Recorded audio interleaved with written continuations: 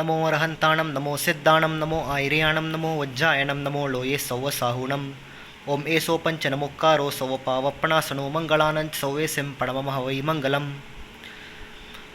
Good evening, guys. It is me, Samayasar Jain. Well, today I'm going to talk about another topic about Jainism, that is the misconceptions about Jainism. Most people in today's generation have a lot of misconceptions and misunderstandings about Jainism and its teachings and concepts. And these misconceptions in the minds of people is the main reason why today the global population of Jains is way too less. So let's discuss these misconceptions about Jainism and also give the clarifications for some of these misconceptions. The first misconception is that Jainism is an offshoot of Hinduism, whereas the reality is that सच तो ये है कि Jainism is not an offshoot of Hinduism. Jain धर्म हिंदू धर्म से नहीं निकला हुआ है and neither it is an offshoot of any other religion. Jain धर्म ना ही हिंदू धर्म से निकला हुआ है और ना ही वो किसी और धर्म से निकला हुआ है.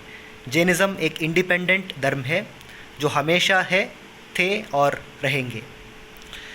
So let's continue. Jainism is an eternal systematic way of life which has no beginning and no end. Moreover, Jainism was initially known as Samnopasak and as the Shramanic tradition. The term Jain was itself started to be used after the Moksha Kalyan, that is the soul enlightenment of Lord Mahavira. After Lord Mahavira attained moksha, only after then. So basically, actually, Lord Mahavira attained moksha around 2500 years from today. That's around 600 BC, 600 or 500 BC. So only after the Moksha Kalyan, of Lord Mahavira Vardhaman, only then the word Jain was started to be used. But the overall system and philosophy of Jainism is eternal and can be traced back much before the Indus Valley civilization and the Hindu Vedic tradition. Therefore, Jainism is not at all an offshoot and nor it is a category of Hinduism. Jainism is 100% independent. तो क्या है कि बहुत साल पहले जब इंसानियत अभी क्या शुरू हो रहा था, तो एक्चुअली जैन धर्म को जैनिज़्म नहीं कहते थे. जैन धर्म को एक्चुअली समनोपासक या फिर श्रामणिक ट्रेडिशन बोलते थे. ये जो श्रामणिक ट्रेडिशन है, ये ट्रेडिशन एक्चुअली अगर आप ठीक से रिसर्च करते हैं तो आपको पता चल जाता है कि ये actually around the Indus valley civilisation या फिर उससे भी पहले ट्रेस होता है. तो बहुत लोगों की ये वहम है कि जैन धर्म बुद्ध धर्म की तरह हिंदू धर्म से निकला हुआ है, लेकिन ये सच नहीं है. जैनिज़्म और हिंदुइज़्म दोनों एक जुड़वा भाई है जो एक ही माँ से पैदा हुआ है और उस माँ का नाम है हमारा Bharat Mata. Jainism and Hinduism are two twin brothers who are born from the same mother, and that mother is Mother India, our motherland India, our Hindustan, our Bharat Mata. So basically Jain धर्म और हिंदू धर्म दोनों फिलॉसफी की मामले में, in terms of philosophy, Jainism and Hinduism are twin brothers. Jainism और Hinduism दोनों जुड़वा भाई है, लेकिन जैन धर्म हिंदू धर्म से नहीं निकला हुआ है और ना ही हिंदू धर्म जैन धर्म से निकला हुआ है. दोनों एक ही माँ से पैदा हुआ है जिनका नाम है हमारा भारत माता. ठीक है, हम आगे चलते हैं. The second misconception is that Jainism is a religion. बहुत लोगों को ये वहम है कि जैनिज़्म भी एक मज़हब है, जैनिज़्म एक रिलीजन है. सच तो ये है कि मज़हब और रिलीजन में इनफैक्ट मज़हब और धर्म में फ़र्क है. मज़हब मतलब रिलीजन होता है, लेकिन धर्म मतलब होता है कि trying to understand the nature of reality. Anyone who is trying to understand how reality works, that is called dharma. But dharma and religion is not the same thing. Now moving ahead here. So what's the truth? The reality is that Jainism is a system, a philosophy, spirituality, and a very logical way of life. And unlike other philosophies, Jainism was never created or invented by human beings. Jainism was discovered by the ancient people of India long time ago before any other civilization began, including the Indus Valley civilization. तो क्या है कि जैन धर्म को कोई भी लोग ने बनाया नहीं. जैन धर्म हमेशा एक इंडिपेंडेंट धर्म रहा जो जिसको किसी इंसान ने बनाया नहीं, लेकिन हमारा हिंदुस्तान का जो एंशंट इंडियंस होते थे उसने जैन धर्म को डिस्कवर किया. डिस्कवर मतलब ये सिस्टम पहले से ही थे, लेकिन इंसान ने उसको पहचाना, उसको जैनिज़्म को रिकग्निशन दिया. बस ये बात है. लेकिन जैनिज़्म कभी किसी से बनाया नहीं है. जैनिज़्म हमेशा एक इंडिपेंडेंट धर्म है. और दस Jainism is not a religion. और क्योंकि जैनिज़्म डिस्कवर हुआ था, इन्वेंट नहीं हुआ था, इसलिए जैनिज़्म रिलीजन नहीं है. लेकिन to be more precise, we can say Jainism is a non theistic religion और अ साइंटिफिक रिलीजन. लेकिन अगर हम जैनिज़्म को भी रिलीजन मानना ही है, कम से कम हम उसको नॉन थियस्टिक रिलीजन बोल सकते हैं. सबसे पहले थियस्टिक का मतलब क्या है? अगर आप ये नॉन छोड़ दें, सिर्फ ये बात थियस्टिक, THEISTIC, थियस्टिक का मतलब क्या है? थियस्टिक का मतलब ये है कि religion, believing in God, religion, that is called theistic. लेकिन अगर हम नॉन थियस्टिक बोलते हैं, it means like non religious, no God and no religion. So लेकिन अगर हम आज की जनरेशन पे अगर हम जैनिज़्म को एक रिलीजन ही कंसिडर करना है, इसलिए however to be more precise we can say Jainism is a non theistic religion. हम जैनिज़्म को एक नॉन थियस्टिक धर्म मान सकता है. और या फिर Jainism is a scientific religion भी बोल सकता है, क्योंकि 98-99% ऑफ जैनिज़्म साइंस ने प्रूव किया है कि सच है. तो इसलिए हम ये भी बोल सकता है कि जैनिज़्म एक साइंटिफिक रिलीजन है. और तीसरी बात यह है कि the third misconception is that Jainism is totally against any war and every form of violence. ज़्यादातर आजकल लोगों को यही सोचते हैं ना कि जैन का लोग हमेशा नॉन वायलेंस को बहुत सीरियसली लेता है, और इसलिए जैन्स कभी भी हिंसा में नहीं मानते हैं. हाँ, ये बात सच है. तो हम रियलिटी पढ़ते हैं. क्या है reality? Jainism is against any kind of offensive violence, यानी कि हम कभी भी कोई लड़ाई या जंग स्टार्ट नहीं कर सकते. But Jainism is never against defensive violence.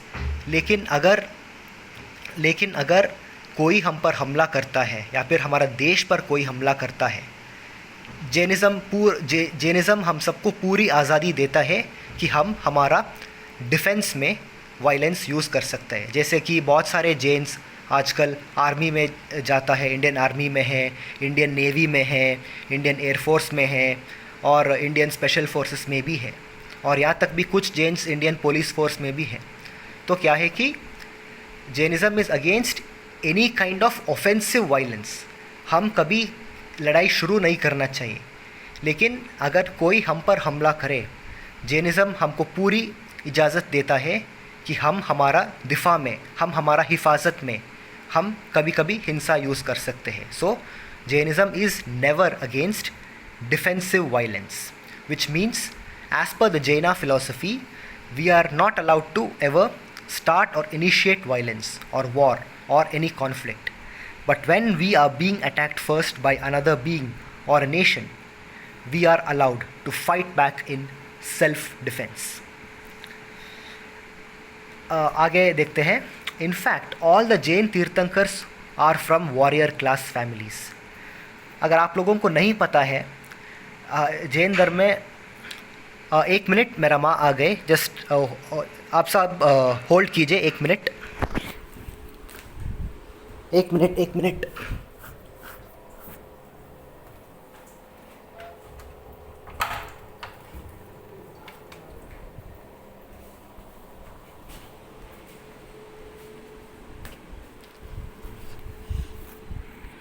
हाँ, sorry guys, actually I had to just open the door. मैं अपनी माँ को दरवाज़ा खोलना गया था. ठीक है, हम कंटिन्यू करते हैं.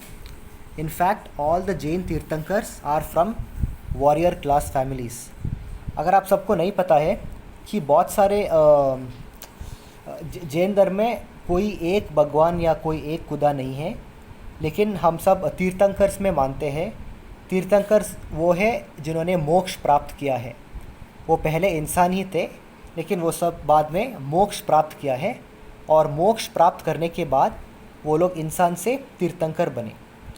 और इनफैक्ट वो सारे जैन तीर्थंकर्स जो है, वो जब वो धरती पे थे इंसान के रूप में, तब वो सब महाराजा थे और चक्रवर्ती थे. They were all like kings and emperors and even warriors.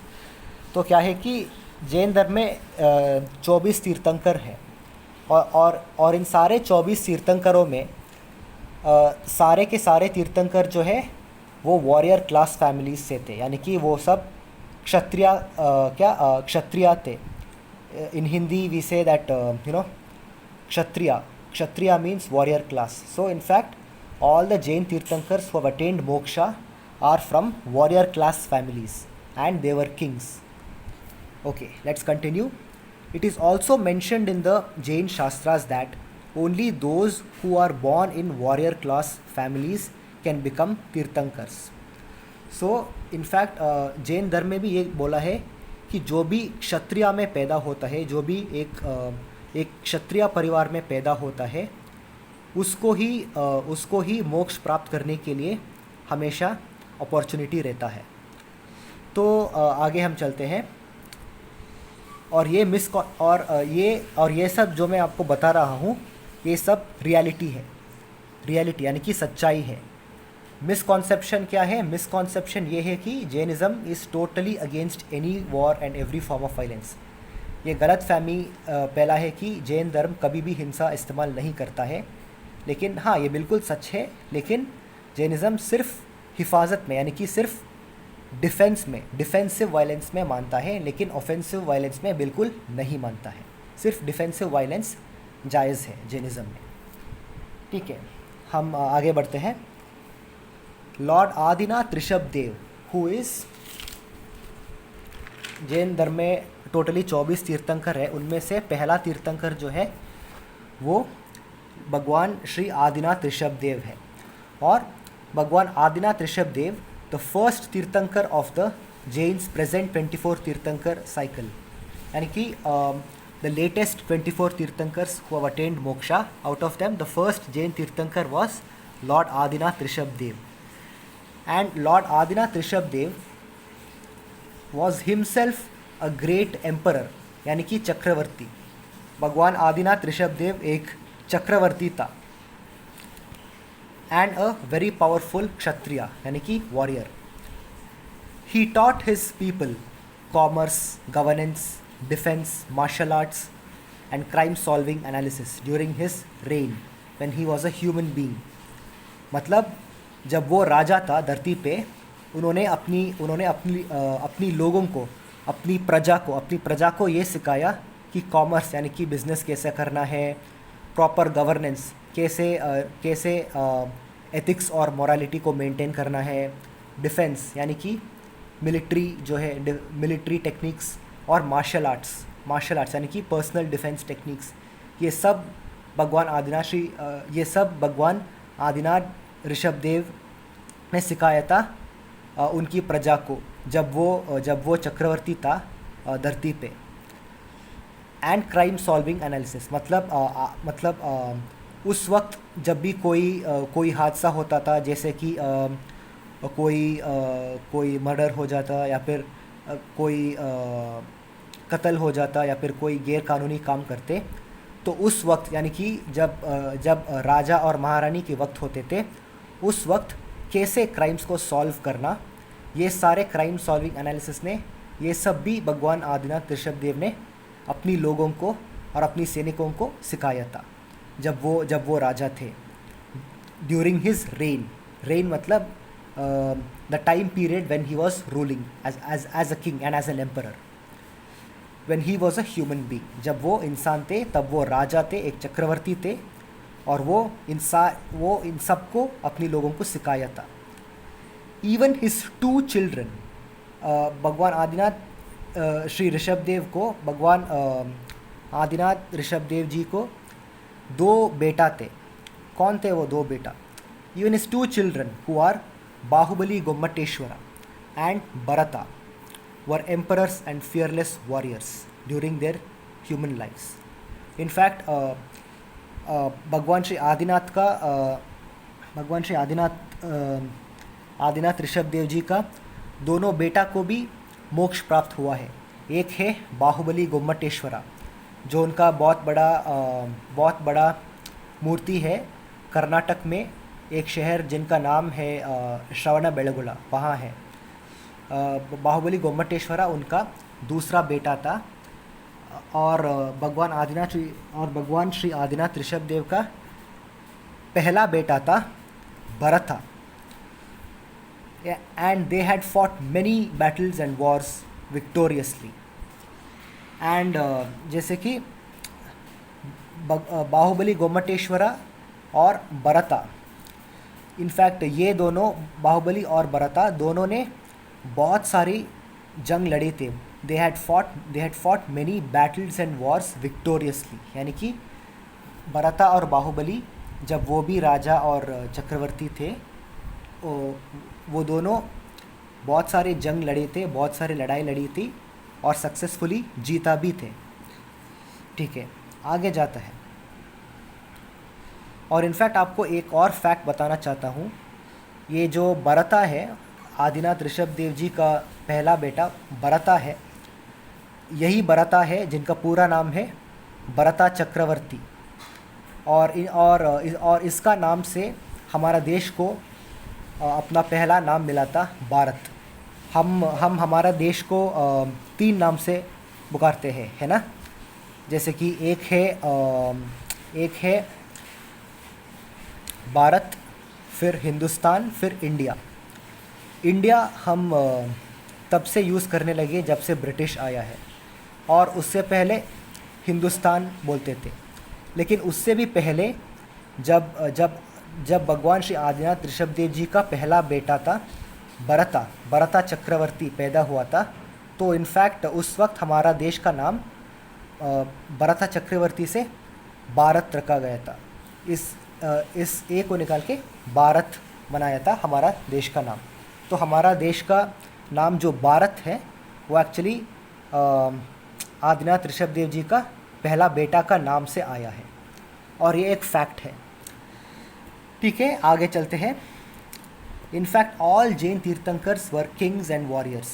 जैसे मैंने आपको पहले कहा था, सारे जैन तीर्थंकर्स जो थे वो राजा थे और चक्रवर्ती थे और क्षत्रिय भी थे।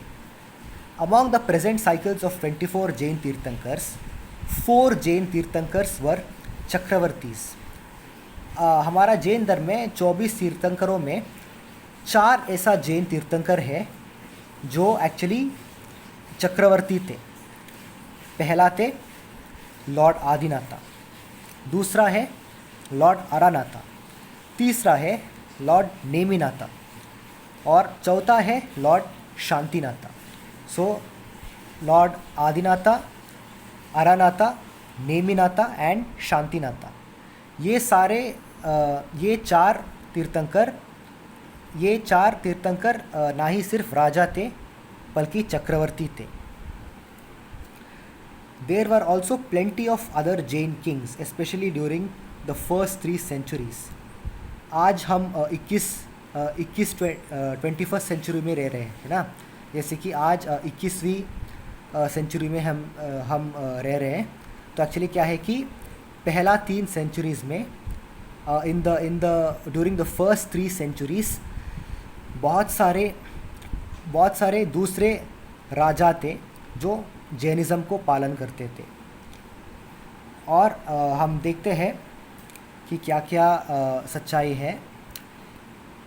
And many Jain Kings have fought Wars plenty of times.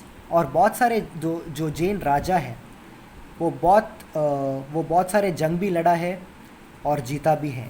सिर्फ तीर्थंकर्स भी नहीं, बहुत सारे जो जैन राजा और चक्रवर्ती जिसको मोक्ष अभी तक हुआ नहीं, उन लोगों वो सारे राजा भी जैनिज़्म पालन करते थे, लेकिन साथ साथ जब भी ज़रूरत पड़ते थे वो भी जंग लड़ते थे।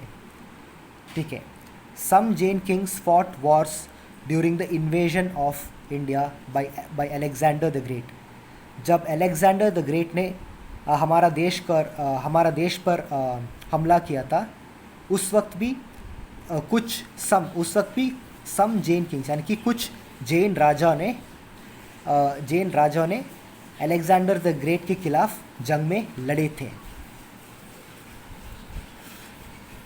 There was also a time when many Jains were persecuted by the Tamil kings of Tamil Nadu. बहुत साल पहले बहुत सारे जैन्स थे जो इंडिया में तमिलनाडु रीजन में रह रहे थे। और उस वक्त काफ़ी सारे तमिल किंग्स जो थे वो एक्चुअली जैन्स को पर्सिक्यूट कर रहे थे। और जब ये खबर when this news came to the notice of some Jain kings in Karnataka and northern Andhra Pradesh, जब ये बात कुछ जैन महाराजाओं को पता चला जो कर्नाटक में और नॉर्दर्न आंध्र प्रदेश में थे, तो उस वक्त those Jain Kings brought there आर्मीज and formed a strong team together. तो उस वक्त वो सारे जैन राजा ने क्या किया, जो कर्नाटक और नॉर्दर्न आंध्रा में थे, वो सारे जैन राजाओं ने अपने सारे फौज को लेके आया और formed a strong team together. और वो सारे जैन महाराजाओं ने हर राजा अपनी सेना के साथ एक मजबूत फौज तैयार किया है। और their team was called the Kalabhras. उसका टीम का नाम दिया गया था कालाब्राज। दे यानी कि the Kalabhras then attacked the Tamil kingdoms. जो कालाब्राज थे वो एक्चुअली ज़्यादातर जैन किंग्स थे। ये भी न्यूज़ सुनता है कि कुछ लोग कालाब्रा में बुद्धिस्ट भी थे, लेकिन वो लोग ज़्यादातर जैन होते थे और वो प्राकृत लैंग्वेज बोलते थे।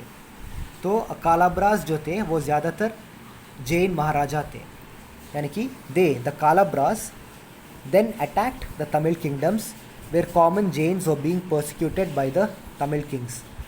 उस तमिल राज्य में जहाँ साधारण जैन लोगों को पर्सिक्यूट किया जाता था, उस जैन राज्य पर इन कालाब्राज ने हमला किया ताकि वो उस कॉमन जैन्स को बचा सके।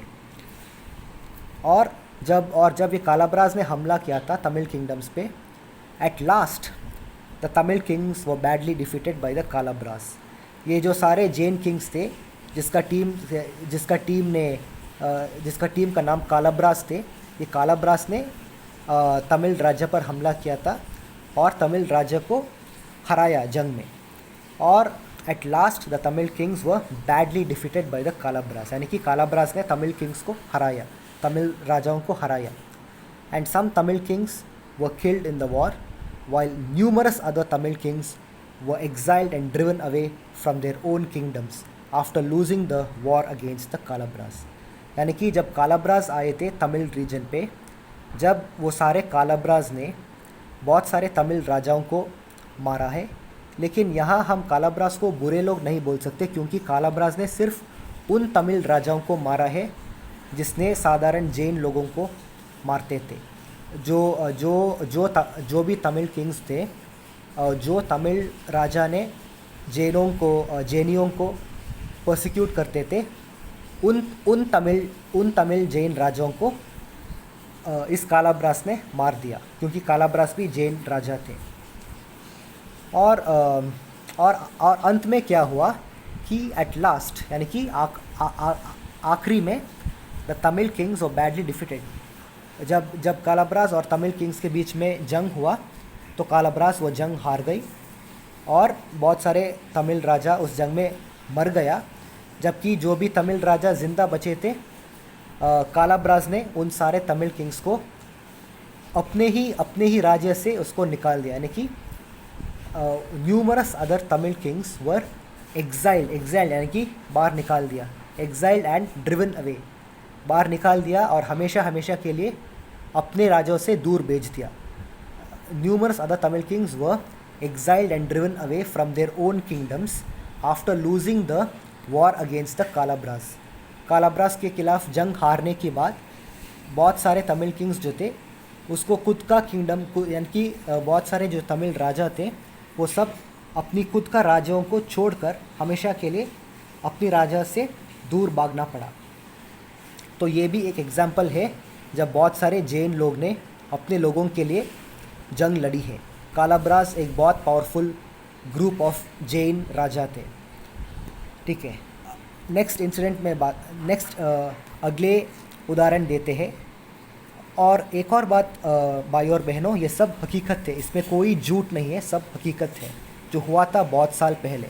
हाँ, ये बात अलग है कि क्या कुछ लोग बोल सकता है कि ये सिर्फ कहानी है, कुछ लोग बोल सकता है कि क्या ये सिर्फ मनगढ़ंत कहानी है, लेकिन लोग जो भी बोले ये सच है, ये सब हकीकत है, ये फैक्ट है। आप माने या ना माने, ये सब हकीकत है, फैक्ट है और एक रियलिटी है। रियलिटी यानी कि सच्चाई, 100% सच्चाई। ठीक है, हम आगे चलते हैं, अगले सच्चाई देखते हैं।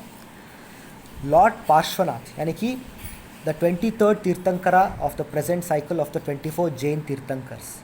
हमारा इस लेटेस्ट 24 जैन तीर्थंकरों में लॉर्ड महावीर से पहले हमारा 23 यानी कि 23rd तीर्थंकर, हमारा 23rd जैन तीर्थंकर जो थे उसका नाम था लॉर्ड पार्श्वनाथ। और जब लॉर्ड पार्श्वनाथ धरती पे थे, जब when Lord Parshvanath was the Prince of Varanasi, जब लॉर्ड पार्श्वनाथ इस धरती पे थे इंसान के रूप में, उस वक्त लॉर्ड पार्श्वनाथ जो थे हमारा जैन भगवान, वो एक्चुअली पहले वाराणसी यानी कि बनारस का राजकुमार था।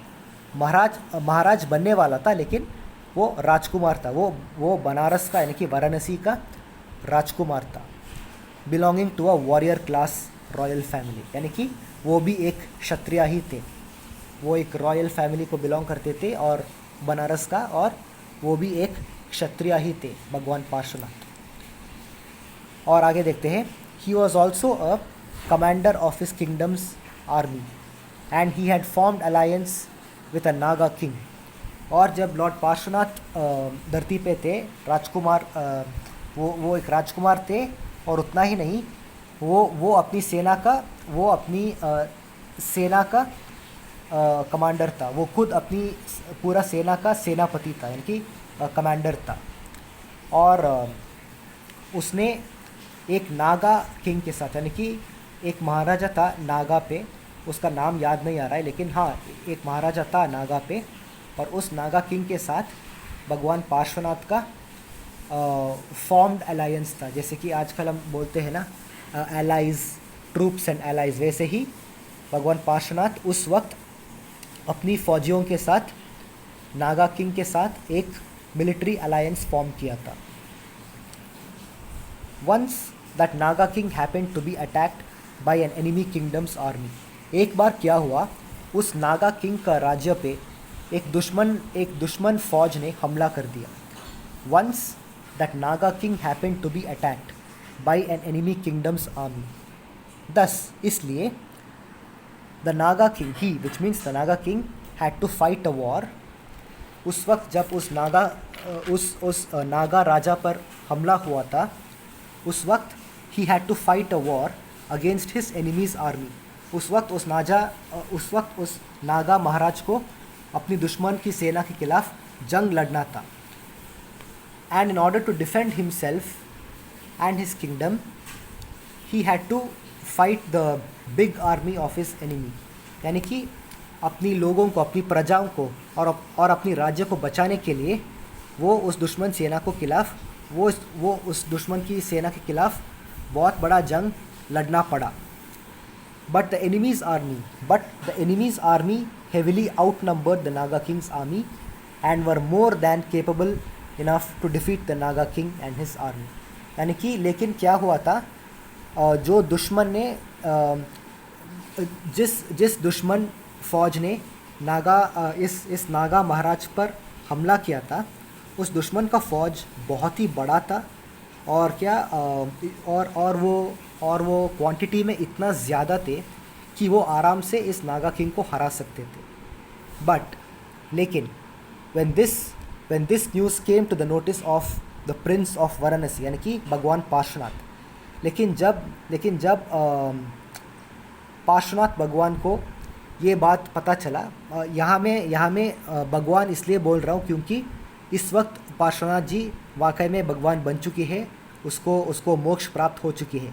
लेकिन उस वक्त वो सिर्फ एक प्रिंस था। अब आज वो एक जैन तीर्थंकर है। वो एक अनादि भगवान है। लेकिन उस वक्त जब वो प्रिंस था इंसान के रूप में, जब लॉर्ड पार्श्वनाथ को इस दुश्मन के हमले के बारे में पता चला, द वेरी मोमेंट, यानी कि उसी वक्त प्रिंस पार्श्वनाथ, यानी कि जो राजकुमार पार्श्वनाथ थे, जो आज भगवान पार्श्वनाथ है, brought his army and went to the battle ground in support of the Naga king. यानी कि भगवान पार्श्वनाथ जो थे, जैसे ही उसको ये खबर मिली कि कोई दुश्मन फौज ने नागा किंग का राजा पे हमला किया था, तो उसी वक्त भगवान पार्श्वनाथ ने अपनी फ़ौज के साथ उस नागा किंग को बचाने के लिए गए थे जंग में। That very moment itself, Prince Parshvanatha brought his army and went to the battleground in support of the Naga king. The war resulted in the victory of Parshvanath and the Naga king।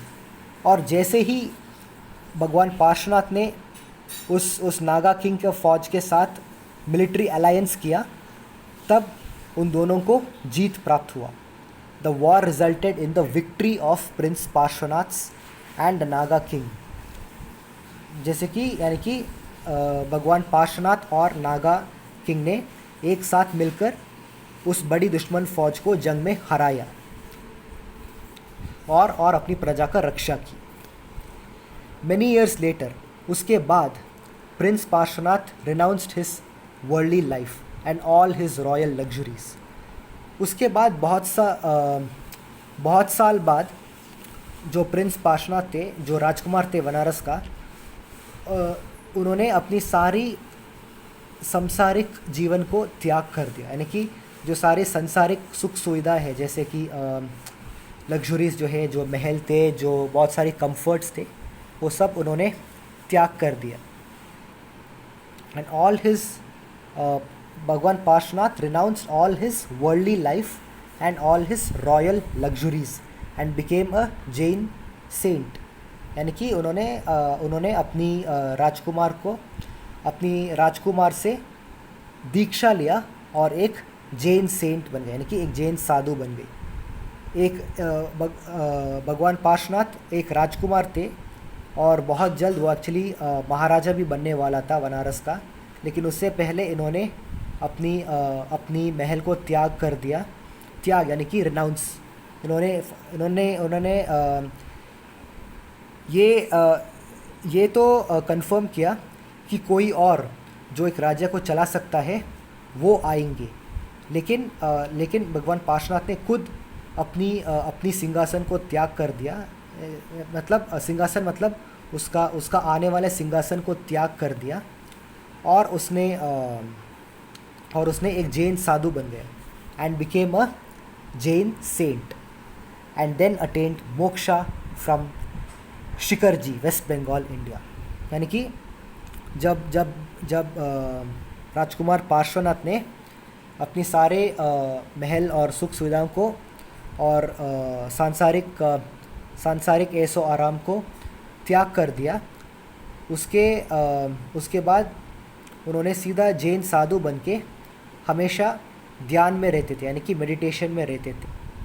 और एक दिन आया जब इन्होंने शिखरजी एक जगह है waste Bengal में, इंडिया में, और वहाँ से भगवान पार्श्वनाथ ने मोक्ष प्राप्त किया है। यानी कि he attend moksha after renouncing his kingdom. तो और उसके बाद वो राजकुमार पार्श्वनाथ से भगवान पार्श्वनाथ बन गई। उसके बाद हम आते हैं lord Neminath. Lord Neminath 22nd Jain tirthankar थे of the present cycle of the 24 Jain tirthankars. यानी कि भगवान लॉर्ड नेमिनाथ जो है वो हमारा 24 तीर्थंकरों में 22वीं तीर्थंकर थे। यानी कि 22nd Jain tirthankar of the present cycle of the 24 Jain tirthankars was also a great prince in India. He was actually the cousin of Shri Krishna. ये जो भगवान नेमिनाथ थे, या फिर उसको कभी कभी नेमी कुमार भी बोलते हैं, बहुत कुछ लोग जैन में उसको भगवान नेमी कुमार बोलते हैं। नेमी कुमार NEMIKUMAR, नेमी कुमार बोलते हैं, लेकिन एक्चुअल उसका नाम है भगवान नेमिनाथ। और भगवान नेमिनाथ जो थे वो एक्चुअली कृष्ण भगवान की कज़िन थे। यानी कि he was actually the cousin of Shri Krishna, a Hindu God. Krishna भगवान एक हिंदू भगवान है और भगवान नेमिनाथ कृष्ण भगवान की कज़िन ब्रदर थे। वंस अ क्रूएल किंग, एक बार एक बहुत ही क्रूरी राजा आया था जिसका नाम था Jarasandh. Once a cruel king called Jarasandh attacked Dwarika. Dwarika वहाँ है कि जहाँ भगवान नेमिनाथ, अब जो भगवान नेमिनाथ बन चुके हैं, जब वो भी एक राजा थे, उस वक्त एक बहुत ही खतरनाक और क्रूरी राजा जिनका नाम था जरासंध, JARASANDH, जरासंध ने द्वारिका पर हमला किया उसका फौज के साथ, with his army. Since Shri Krishna was not there at that time, उस वक्त जब भगवान श्री कृष्ण उस वक्त वहाँ नहीं था, Prince Neminath took charge of the situation. उस वक्त भगवान नेमिनाथ जो थे, तो भगवान नेमिनाथ भगवान जो थे, जो उस वक्त राजकुमार नेमिनाथ थे, उसने इन चार्ज लिया था। He took charge of the situation and became the commander of Shri Krishna's army. और भगवान नेमिनाथ ने कृष्ण भगवान की फ़ौज का कमांडर बन गया, कृष्ण भगवान की सेना का सेनापति बन गया। एंड फॉट द वॉर और battle against Jarasandh very bravely. और भगवान नेमिनाथ ने जरासंध के खिलाफ बहुत ही बहादुर से जंग लड़ी। The war resulted in prince Neminath's victory. और उस जंग के बाद, उस जंग ने भगवान नेमिनाथ ने जीता है। और बहुत महीने बाद, many months later, Prince Neminath renounced his worldly life, worldly pleasures, and all his materialistic royal luxuries, and even became a Jain saint, and then attained moksha from Mount Girinar, eastern India.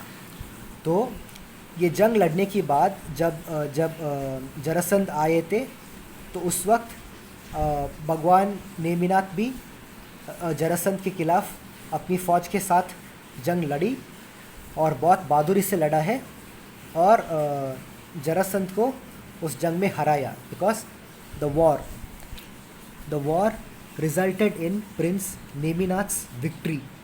तो भगवान नेमिनाथ ने जरासंध को हराया जंग में और अपनी प्रजा को रक्षा की। और उसके बाद बहुत साल बाद भगवान नेमिनाथ भी, जब वो राजकुमार थे, उन्होंने अपना सारा सुख सुविधाओं को त्याग कर दिया। He renounced all his materialistic luxuries and became a Jain saint. उसने अपना सारा सुख सुविधाओं को त्याग करके एक जैन साधु बने। और फिर बहुत साल बाद माउंट गिरिनार से वो एक्चुअली मोक्ष प्राप्त किया। यानी कि जैसे कि हम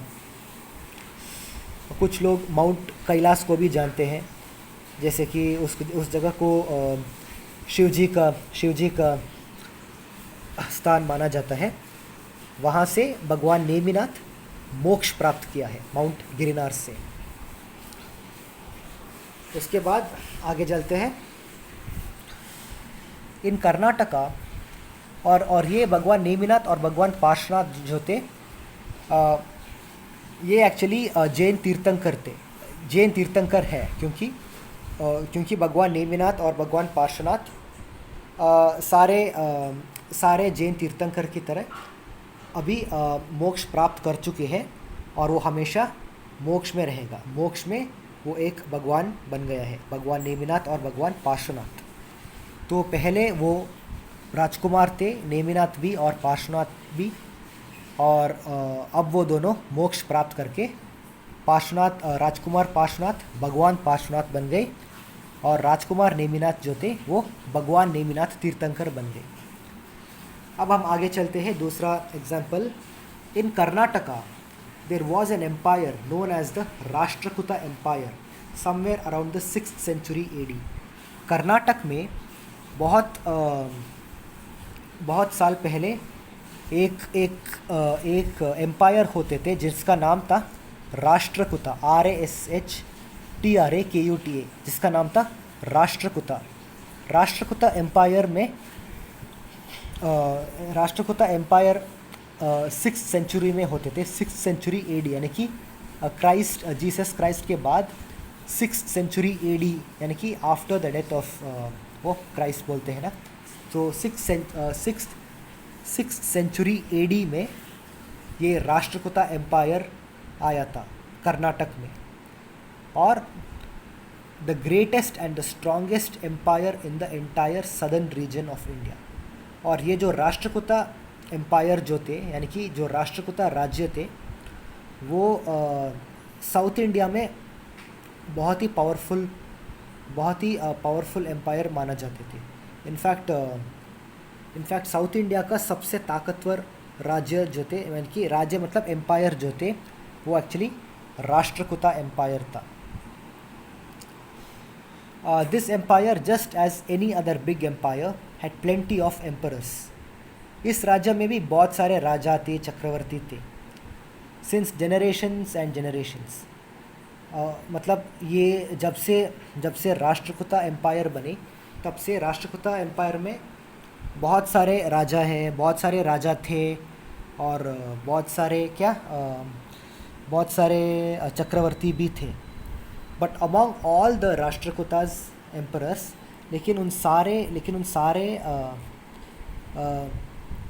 एम्पायर्स में सबसे जो ताकतवर था वो था राष्ट्रकूतन एम्पायर, और उसका सबसे ताकतवर चक्रवर्ती था महाराज अमोघवर्षा। अमोघवर्षा was a strong follower and patron of Jainism.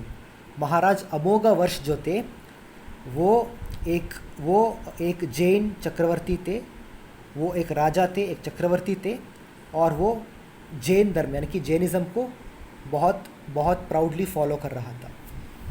So emperor Amoghavarsha was a strong follower and patron of Jainism. Patron यानी कि सपोर्टर, वो एक्चुअली जैन धर्म को पालन भी करता था और सपोर्ट भी करता था। So emperor Amoghavarsha was a strong follower and patron of Jainism. He was from the Digambar sect of the Jain religion. चक्रवर्ती अमोघवर्षा जो थे, the emperor अमोघवर्षा, he was actually the follower of Digambar Jainism. महाराजा अमोघवर्षा का धर्म था दिगंबर जैनिज्म। और एम्परर अमोघवर्षा बहुत सारे जंग लड़े थे और जीता भी थे। Emperor अमोघवर्षा had fought many battles and wars during his reign, all which resulted in his victory। और महाराज उर्फ चक्रवर्ती अमोघवर्ष या फिर अमोघवर्षा, वो अपनी जीवन में जितना भी जंग लड़े थे वो हमेशा वो जंग जीते थे। और ये भी नोट करिए, बहुत सारे जो जंग उन्होंने लड़े थे, सारे के सारे जंग महाराज अमोघवर्ष ने जीते थे, लेकिन साथ में वो एक जैनिज़्म का फॉलोअर था। इससे आपको समझना चाहिए कि जैनिज़्म डिफेंस में मानता है लेकिन ऑफेंस में नहीं। लेकिन जैन धर्म में अगर हम हमारी दिफा के लिए जंग लड़ना पड़ता है तो हमको लड़ना चाहिए और हमको पूरा इजाज़त है। तो when King Amoghavarsha was the emperor of Rashtrakuta, he was the strongest emperor in South India, and he was a follower of the Digambar sect of Jainism. Emperor Amoghavarsha had fought many battles, उन्होंने बहुत सारे जंग लड़ी, and during his rain यानी कि उसका time period कि जब तक वो महाराज थे, during his rain all which resulted in his victory, यानी कि महाराज अमोघवर्षा जो भी जंगे लड़े थे उसका टाइम पे वो सारे के सारे जंग और लड़ाई उन्होंने जीता है। Therefore emperor Amoghavarsha was the most feared emperor and warrior in the entire southern region of India, यानी कि क्योंकि महाराजा अमोघवर्ष ने कोई भी जंग हारे नहीं थे, तो इसलिए यानी कि महाराज उर्फ चक्रवर्ती अमोघवर्षा को बहुत बाकी के सारे साउथ इंडियन राज्य जो थे वो महाराज अमोघवर्षा से बहुत डरता था, क्योंकि कोई भी उसके साथ पंगा नहीं ले सकता था। वो साउथ इंडिया का सबसे पावरफुल महाराज और चक्रवर्ती थे। So therefore emperor Amoghavarsha was the most feared, यानी कि सब लोग उससे डरते थे, was the most feared emperor and warrior in the entire southern region of India. Southern region of India यानी कि starting from the north of Karnataka all the way till the southern part of Kerala and Tamil Nadu, even crossing the whole of Andhra Pradesh in the middle. And as long as Emperor Amoghavarsa lived, no other kings and emperors dared to mess with the empire of King Amoghavarsa. यानी कि जब तक महाराज अमोघवर्षा south India में एक चक्रवर्ती थे और जब तक वो ज़िंदा थे, तब तक कोई दूसरे राजा या फिर कोई दुश्मन राजा अमोघवर्ष का राज्य पर हमला करने से डरते थे। ठीक है, हम आगे चलते हैं। Next example we have Chandragupta Maurya. आप सबको जानते होंगे कि महाराज चंद्रगुप्त मौर्य उन्होंने अलेक्जेंडर द ग्रेट को हराया था। Chandragupta Maurya was the founder of the Mauryan empire, यानी कि चंद्रगुप्त मौर्य जो थे उन्होंने मौर्यन एम्पायर को बनाया था, and was indeed the first emperor of the Mauryan empire.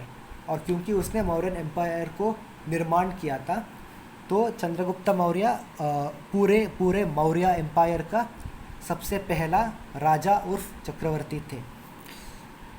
He defeated Alexander the Great and all his great generals and soldiers when Alexander the Great and his enormous army tried to invade and take over India.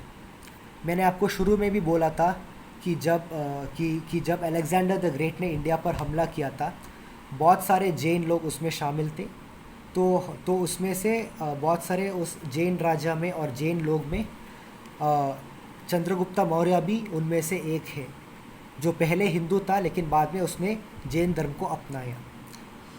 तो ही defeated यानी कि महाराज चंद्रगुप्त मौर्य ने Alexander the great को हराया। ही defeated Alexander the great and all the army generals of Alexander the great when Alexander the Great tried to invade India. And Emperor Chandragupta Maurya was born as a Hindu क्षत्रिय, यानी कि सबसे पहले जैसे मैंने आपको बताया वो एक हिंदू क्षत्रिय परिवार में पैदा हुआ था। But much later in his life he came across a Jain acharya. एक दिन क्या हुआ कि महाराज चंद्रगुप्त मौर्य ने एक जैन आचार्य के वो एक्चुअली चल रहा था, और एक जैन आचार्य जिसका नाम था भद्रबहु वो भी चल रहा था, और वो दोनों एक दूसरे और वो दोनों इत्तिफाक से एक दूसरे के पास आ जाता है। और जब महाराज चंद्रगुप्त मौर्य ने इस जैन आचार्य भद्रबहु को इस जैन आचार्य भद्रबहु को मिला, उस वक्त आचार्य भद्रबहु ने जैन धर्म के बारे में चंद्रगुप्त मौर्य को बताया था।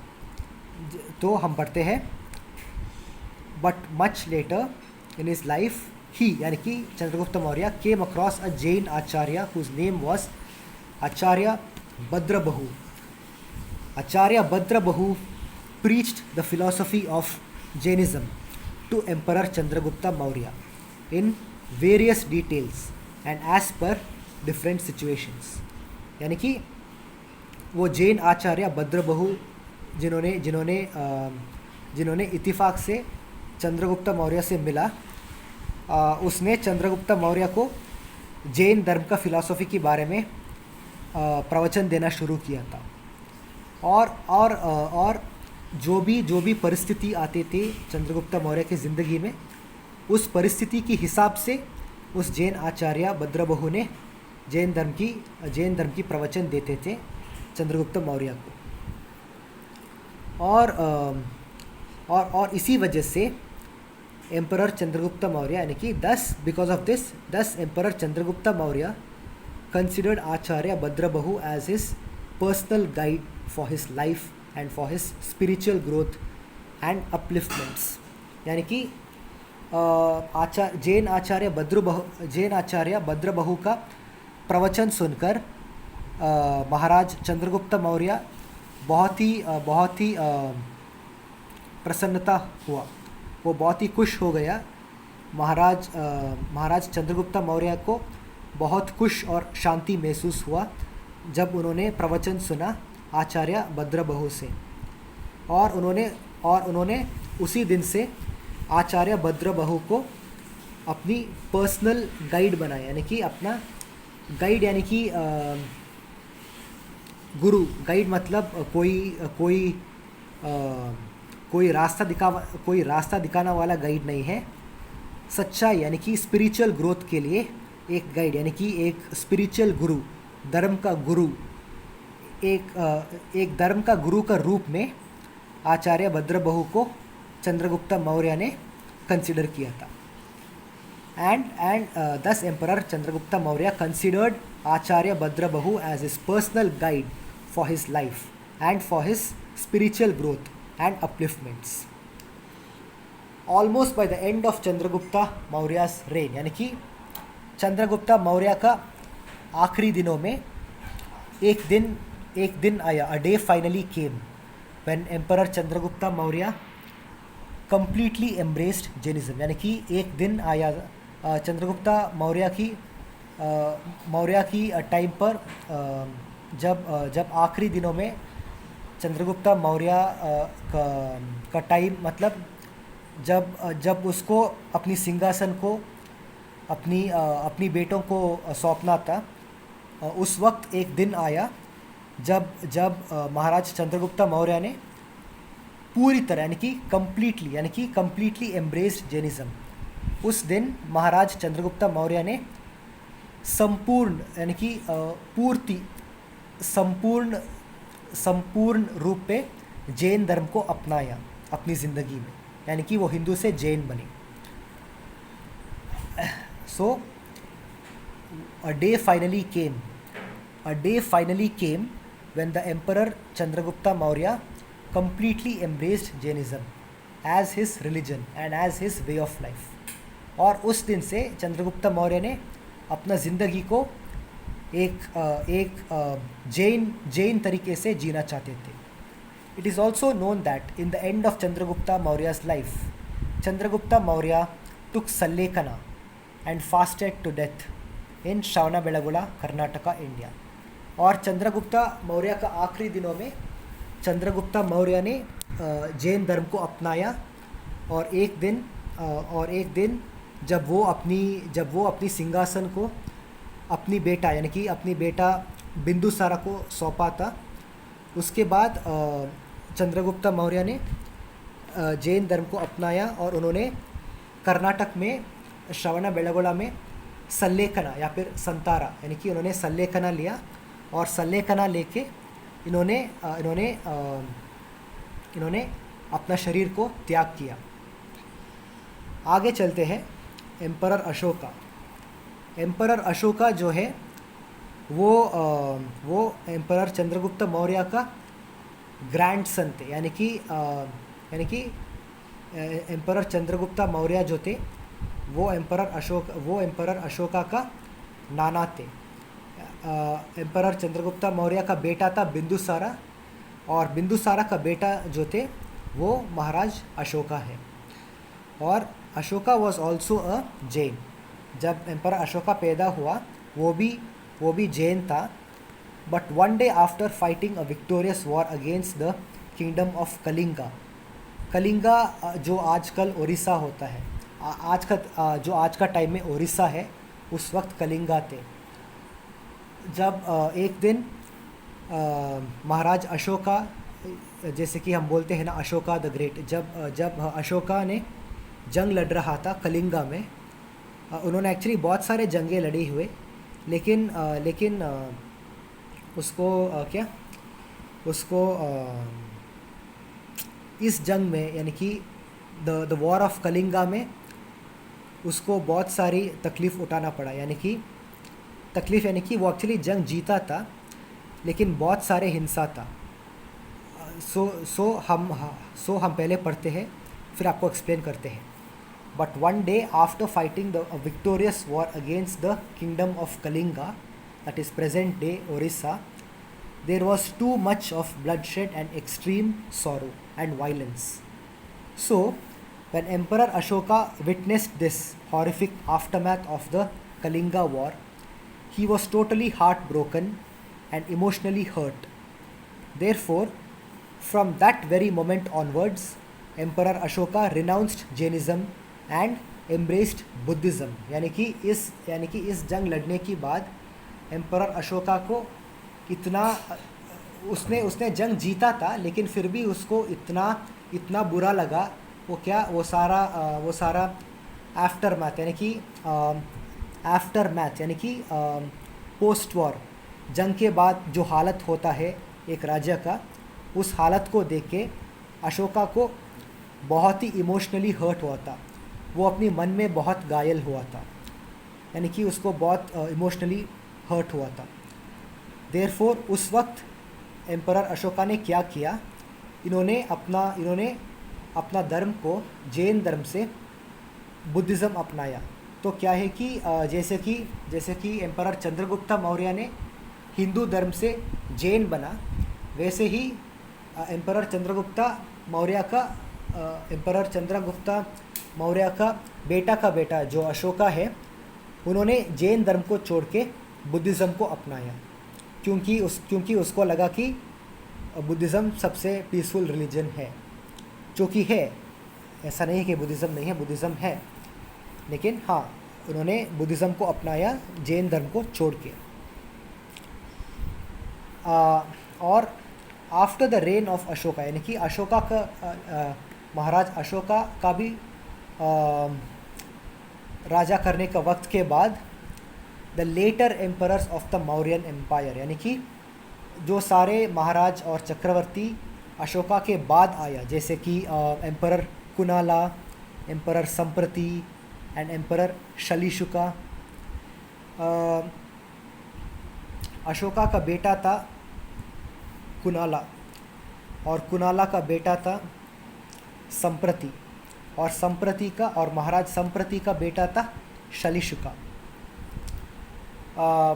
महाराज कुनाला, संप्रति और शलीशुका, ये सारे तीन भी बाद में मौर्य का सिंहासन मिला, और वो मौर्य डायनेस्टी का चक्रवर्ती रहा। और ये तीन महाराज कुनाला, महाराज संप्रति और महाराज शलीशुका, ये सारे भी जैन धर्म को बहुत सपोर्ट करते थे और जैनिज़्म को बहुत अच्छी की तरह फॉलो करते थे, यानी कि पालन करते थे।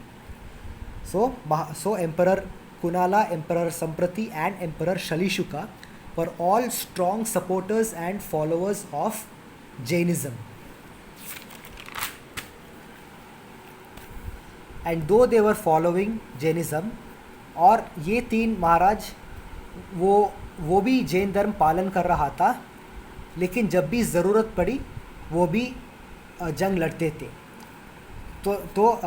मैं आपको आगे पढ़ता हूँ।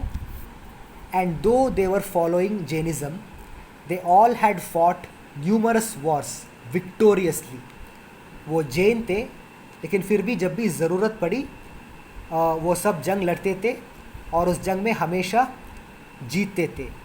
they had fought numerous wars victoriously, but every war which they had fought, they only fought for defending their kingdoms and their people. यानी कि महाराज संप्रति, कुनाला और शलीशुका, ये तीन महाराज वो बहुत अच्छे तरह से जैन धर्म को पालन करते थे, लेकिन साथ में जब भी वो जंग लड़ते थे वो सिर्फ अपनी प्रजा को और अपनी राज्य को बचाने के लिए, यानी कि वो सिर्फ अपनी सेल्फ डिफेंस में और अपनी किंगडम का डिफेंस में जंग लड़ाई करती थी और जंग जीता भी है। लेकिन उन्होंने कभी भी दूसरे राज्यों पर हमला नहीं किया, सिर्फ अपनी दिफा, यानी कि सिर्फ अपनी हिफाजत के लिए जंग लड़ते थे और जीत भी थे और हमेशा जीतते थे। हम आगे चलते हैं। एक और उदाहरण, ये सब हकीकत है, फैक्ट्स है। There was a Jain king whose name was King Marsinha. He had an enormous army to protect his kingdom.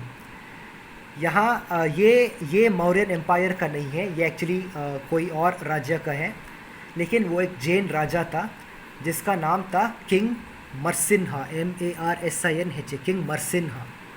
He had an enormous army, उसके पास एक बहुत बड़ा सेना था, उसका अपना राज्य को दिफा करने के लिए, अपना राज्य को हिफाजत करने के लिए। और he had an enormous army to protect his kingdom. Even his army और या फिर मिलिट्री कमांडर महाराज मरसिन्हा के पास एक बहुत बड़ा सेना था, और उस बहुत बड़ा सेना के पास एक मिलिट्री कमांडर था, और उस मिलिट्री कमांडर का नाम था चामुंडराया। कुछ लोग उसको चामुंडराया भी बोलते हैं, लेकिन एक्चुअली उस महाराज मरसिन्हा, इनफैक्ट महाराज मरसिन्हा खुद एक जैन महाराज थे, लेकिन उसका बहुत बड़ी फ़ौज के साथ, लेकिन उसका बहुत बड़ा फ़ौज का जो मिलिट्री कमांडर था जिसका नाम था चामुंडराया, वो भी एक जैन था। इवन हिज आर्मी कमांडर और even his military commander was a Jain. His name was Shri Chamundaraya. Military commander Chamundaraya ने अपनी महाराज को, यानी कि अपनी महाराज मरसिन्हा को पूरी ईमानदार से और वफादारी से काम किया। He served his king Marsinha with absolute honesty and loyalty, and he had fought many wars in order to protect his king and the kingdom of the king Marsinha from enemies' armies and many other enemies. तो क्या है कि और जब कोई दुश्मन सेना या फिर जब कोई दुश्मन राज्य इस राज्य पर हमला करते थे, ये जो जैन मिलिट्री कमांडर है, ये जो जैन मिलिट्री कमांडर जिसका नाम श्री चामुंडराया था, उसने बहुत सारे जंग लड़ा है अपनी राजा को दिफा करने के लिए और अपनी राजा का प्रजा को दिफा करने के लिए। So he had fought many wars in order to protect his king Marsinha and the kingdom of king Marsinha, यानी कि उसका उसका राजा का प्रजा को बचाने के लिए बहुत सारे जंग लड़े हैं.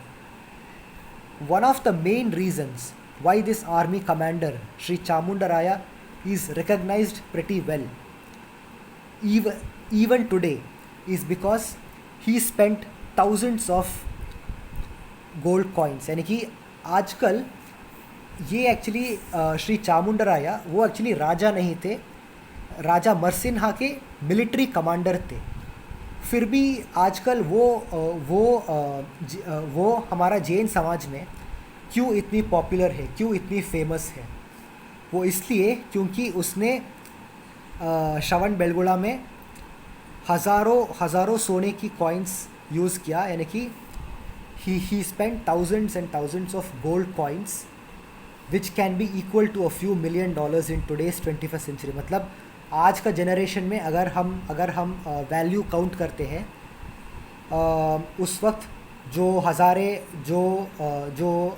हज़ारे सोने के coins military commander Shri Chamundaray ने स्पेंड किया था, अगर वो सारे गोल्ड कॉइन्स की अगर हम आज का टाइम पे वैल्यू निकालते हैं वो डेफिनेटली US डॉलर्स में कुछ $1 million की बराबर होते हैं. The amount of gold coins he spent is equal to a few $1 million in today's 21st century from his personal earnings. ये जो सेनापति चामुंडराया, मिलिट्री कमांडर चामुंडराया अपनी खुद का पर्सनल सेविंग्स से और उसका खुद का पर्सनल कमाई से इन्होंने ये सारे हज़ारे सोने की गोल्ड कॉइन्स इस्तेमाल करके इन्होंने 57 फीट लंबे स्टैचू ऑफ लॉर्ड बाहुबली गोमटेश्वरा को बनाया श्रवण बेलगोला में. आप सब लोग जानते होंगे कि कर्नाटक में श्रवण बेलगोला में एक बहुत बड़ा स्टैचू है, बाहुबली गोमटेश्वर का स्टैचू है. और उस बाहुबली गोमटेश्वर का स्टैचू को ये सेनापति चामुंडराया ही बनाया है. उसने खुद का पैसे इस्तेमाल किया, खुद का गोल्ड कॉइन्स इस्तेमाल किया और उन्होंने उस बहुत बड़ा बाहुबली गोमटेश्वरा का मूर्ति का निर्माण किया कर्नाटक में, श्रवण बेलगोला में. This proves that Shri Chamundaraya was such a strong and staunch follower of Jainism. यानी कि इससे ये साबित होता है ये जो मिलिट्री कमांडर थे चामुंडराया वो बहुत ही गर्व और वो बहुत ही प्राउड फॉलोवर ऑफ जैनिज़्म. वो जैन धर्म को दिल से मानते थे और वो बाहुबली गोमटेश्वर भगवान की भक्त थे and a great devotee of the Jain lord Shri Bahubali Gomateshwara. Military commander Sri Chamundaraya was such a strong and staunch follower of Jainism and a great devotee यानी कि भक्त and a great devotee of the Jain Lord Sri Baahubali गोमटेश्वरा. क्योंकि वो इसलिए भक्त थे क्योंकि उसने अपनी कमाई से उसका बहुत बड़ा स्टैचू बनाया कर्नाटक में श्रवण बेलगोला में. तो इसलिए मिलिट्री कमांडर चामुंडराया.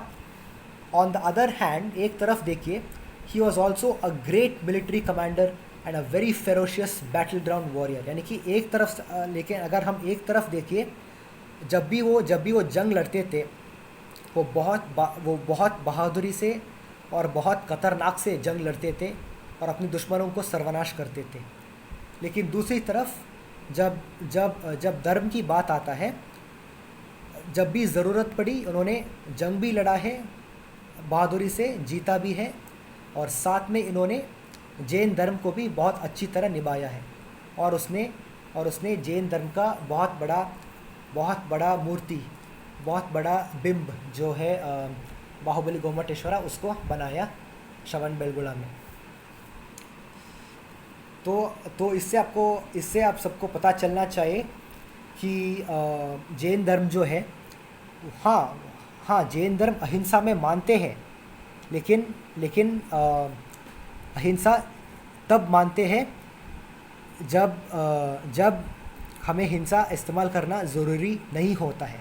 मतलब हम कभी भी खुद का जंग स्टार्ट नहीं करना चाहिए, लेकिन अगर हम पर कोई हमला करे, हम बेशक जंग लड़ सकते हैं, पूरी पूरी जज्बा से लड़ सकते हैं और हमारा दुश्मनों को सर्वनाश कर सकते हैं, क्योंकि Jainism believes in defence not in offence. Thank you. Actually क्या है कि और भी उदाहरण है जो हकीकत है, लेकिन क्योंकि ये वीडियो बहुत लंबा हो जाएगा तो आज के लिए मैं यही बंद कर रहा हूँ इस वीडियो को, और कल मैं इसका सेकंड पार्ट अपलोड करूँगा और आप सब उसको प्लीज़ कृपया देखिए और पूरे वीडियो देखिए और मेरा हर बात को ध्यान से सुनिए और समझिए, क्योंकि ये हकीकत है।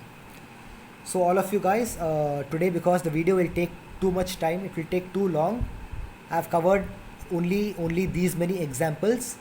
I'll be continuing this video with part 2 with the misconceptions of Jainism part 2. That will be done tomorrow, and you know, very soon I will upload that video also, and then you all can see the part 2 as well. But for today, I will be ending the video over here, but please kindly watch this video and please listen to it carefully. And one thing remember guys, this video is not to encourage war, anger or violence. It is just to show the facts and the reality and the truth about our history. Thank you everyone. Thank you. Good night. And I will finally end this video today with the most profound mantras of Jainism, the Navkar mantras. Okay guys.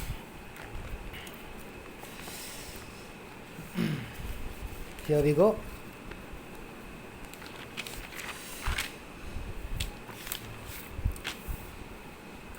Namo Arahantanam, Namo Siddhanam, Namo Ayiryanam, Namo Vajjayanam, Namo Loyesava Sahunam, Eso Panchanamukkaro, Savapava Panasano, Mangalanancha Sauvesim, Padamamahavai Mangalam.